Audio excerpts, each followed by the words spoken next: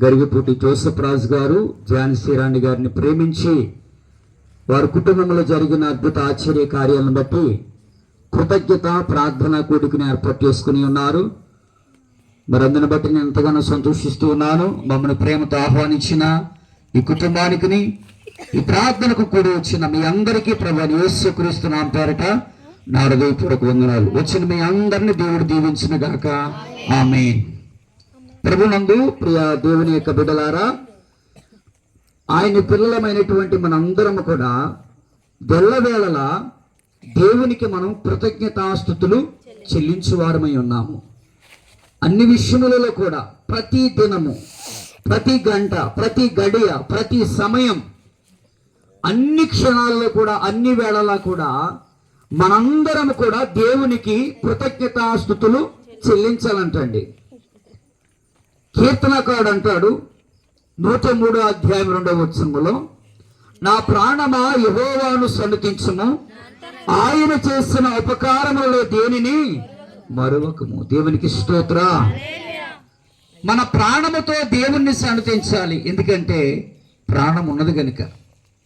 అందుకని ఆరాధనలో ఆ పాట పాడాం, నా ప్రాణం ఉన్నంత వరకు, నేను మట్టిలో కలిసేంత వరకు, లేకపోతే నేను మహిమలో చేరేంత వరకు నేను దేవుణ్ణి ఆరాధించాలి, నేను దేవుణ్ణి సేవించాలి, నేను దేవుణ్ణి కీర్తించాలి, నేను దేవుణ్ణి మహిమపరచాలని ఆ పాటలో మనందరము కూడా పాట పాడుతూ దేవుని ఆరాధన చేశాం.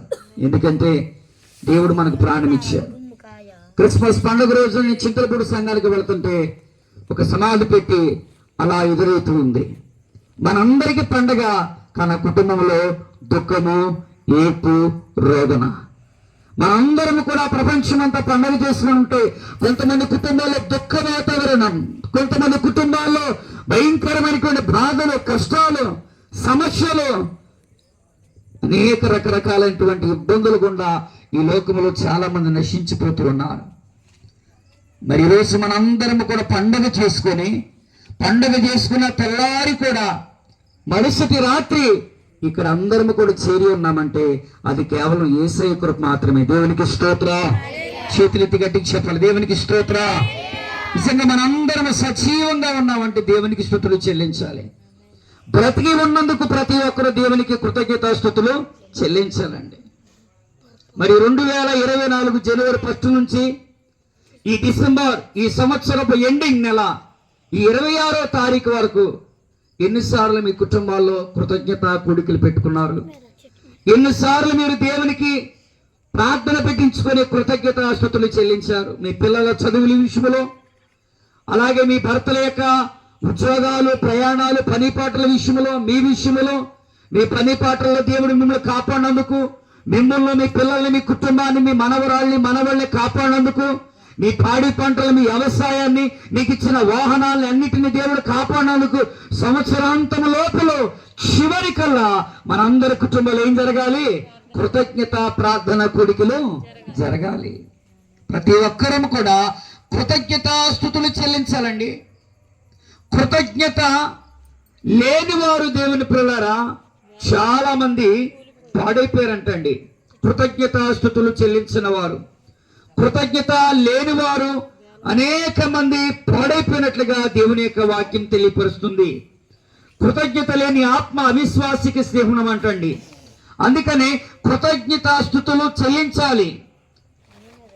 రోమీయులకు రాస్తూ 1వ అధ్యాయం 21వ వచనంలో కృతజ్ఞతాస్తుతులు చెల్లింపును లేదంటండి. కొంతమంది దేవుడు వారిని సృష్టించినందుకు, వారిని బ్రతికించినందుకు, వారిని రక్షించినందుకు చాలా మంది కృతజ్ఞతాస్తుతులు చెల్లించట్లేదంటండి.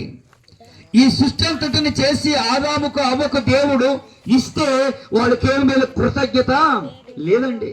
ఈ సృష్టి అంతా కూడా మీరు ఏలుకోండి అని చేస్తే వాడు అపవాది చెప్పిన మాట విని దేవుడు తినుతున్న పండు తిని పాపము చేశారు. కృతజ్ఞత లేదండి.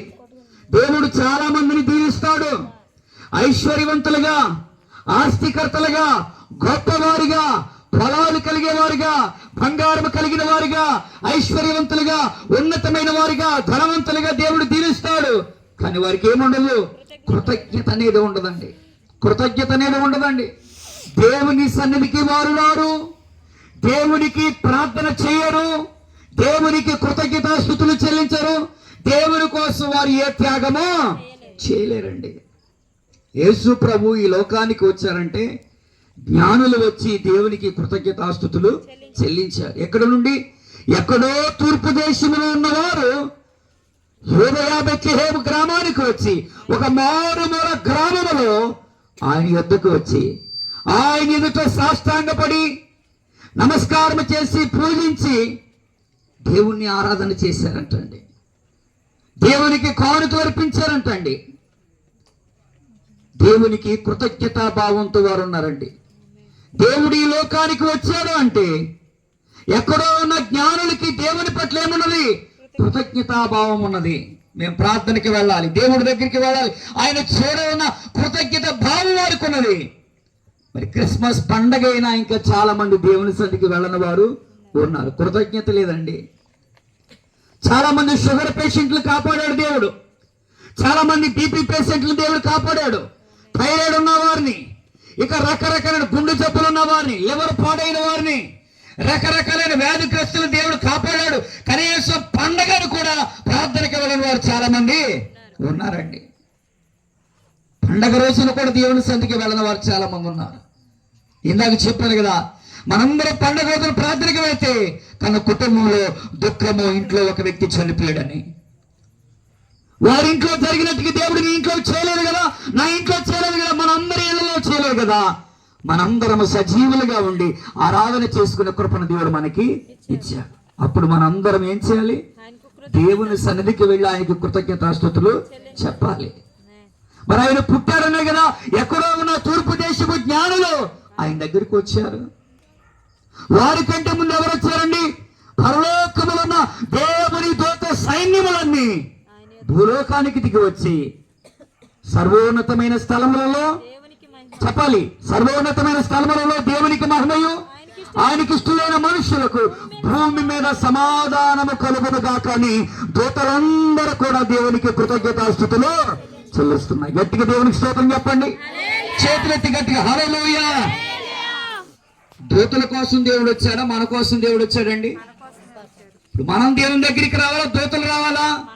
మరి యేసు ప్రభు పుట్టారని, యేసు ప్రభు ఈ లోకంలో జన్మించారని ఎక్కడో ఉన్న కోటాని కోట్ల కొన్ని వేల కిలోమీటర్ల దూరంలో ఉన్న ఆ దేవుని దగ్గర ఉన్న దూతలన్నీ వచ్చి యేసు ప్రభుని ఆరాధన చేశాయి. యేసు ప్రభు కృతజ్ఞతాస్తుతులు చెల్లించాయి. ఆయన పొలుగు చొప్పున చేసుకున్నది మనల్నే కదా, ఆయన రూపంలో చేసుకున్నది మనల్నే కదా. ఈ సృష్టి అంతటిని మన చేతికి దేవుడు అప్పగించాడు కదా. పొలాల్ని, స్థలాల్ని, ఇళ్ళని అన్నిటినీ దేవుడు మనం అనుభవించమని అన్ని ఇచ్చింది దేవుడు మనకే కదా. దేవుడిచ్చింది అన్ని మనం పొందుకున్నాం. కానీ దేవునికి కృతజ్ఞతాస్తుతులు చెల్లించేవారు చాలా తక్కువ మంది ఉన్నారు. దేవుని పిల్లగా చాలా మందికి దేవుడు అన్ని ఇస్తూ ఉన్నాడు, అన్ని దేవుడు ఆశీర్వదిస్తున్నాడు, అన్నిటిలో దేవుడు వారిని అభివృద్ధి చేస్తున్నాడు. కానీ కృతజ్ఞత అనే భావం లేకుండా పోతుంది. కృతజ్ఞత భావం కావాలి. ఇదిగో ఈ సంవత్సరపు చివరి దినాల్లో అయినా దేవుడు అంటే భయం నీకు ఉండాలి, దేవుడు అంటే భక్తి నీకు ఉండాలి.